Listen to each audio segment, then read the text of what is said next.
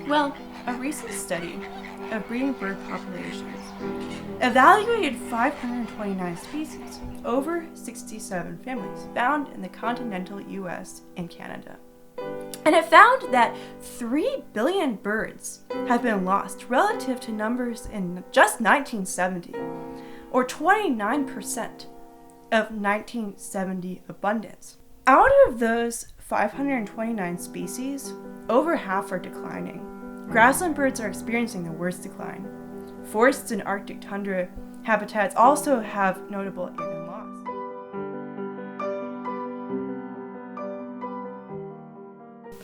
I mean, one of the things that stood out to me from the paper is that two of the largest species responsible for the huge number of 3 billion birds, the species that have just lost in terms of sheer number of individuals, are house sparrows and starlings.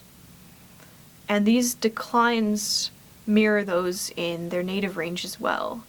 And the takeaway that I get from that is we've so fundamentally altered the environment that not even these invasive species that don't have native predators and are really well adapted to living with humans, even they can't survive.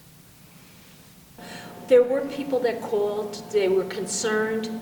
People would say that all of a sudden they noticed birds weren't at their feeders. That a lot of us felt. I think it's something that a lot of us have suspected is the case for a long time, just not necessarily over our lifetimes, but just kind of the general feeling. You know, we always hear kind of the old timers talking about, well, back in my day there were just more birds around, and it's sort of hard to know, you know, is that really just a perception, or is that really the case? So it's really very, very powerful to be able to quantify that. Yeah, I think there are a lot of different factors going into it. I remember I attended the American Ornithological Society conference, which is one of the largest gatherings of bird scientists in North America, and I just remember a series of talk after talk, which boiled down to, is it cats? Probably. Is it habitat destruction? Probably. Is it windows? Probably. All these different things are having an impact. So, coming from a developing country, South Africa, when I first got to the lab, I can remember feeling a bunch of things walking in. And first off, it was just seeing the lab itself in all of its glory, how big it was. And this is like the center for ornithology, at least in the Western Hemisphere, if not the world.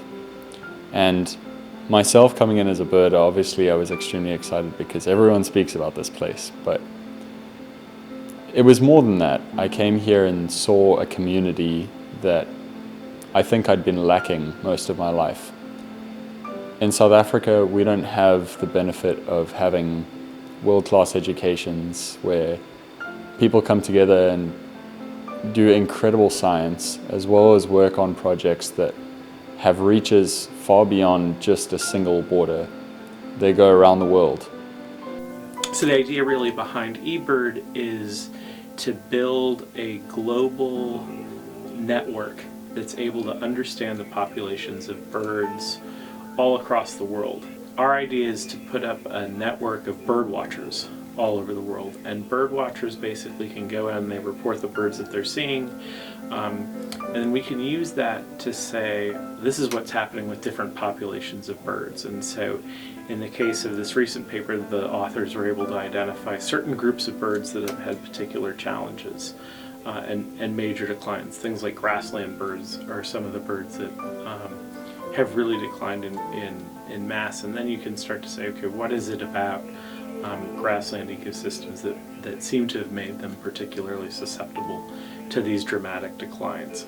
What are the ways that we could go about stopping and reversing those declines? And so you can think about things like the Farm Bill, that's ways of paying farmers to basically set aside land for birds.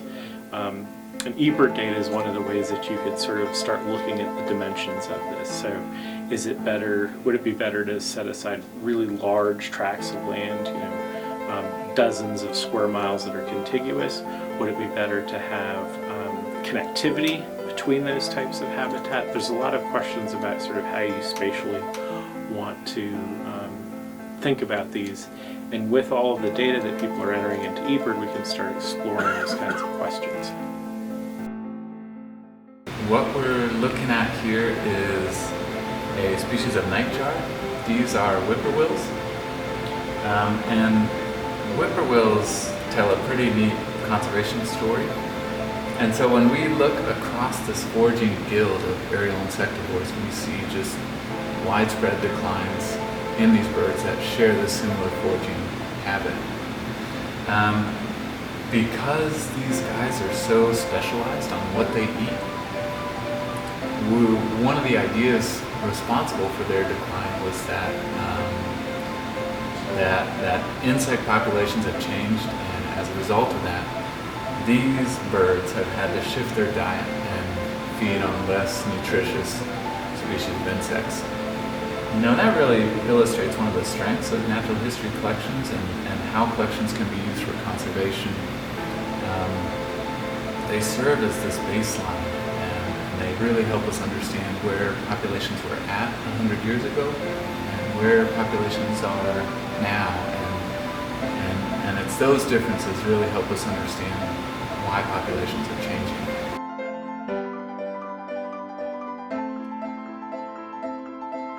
Projects at the lab have been felt in all four corners of the world, and I know that it's happening in South Africa. I have friends in South Africa that write back and say, things that you're doing at the lab are actually coming out in South Africa. And just knowing that there is that international reach makes me want to pursue it that much more.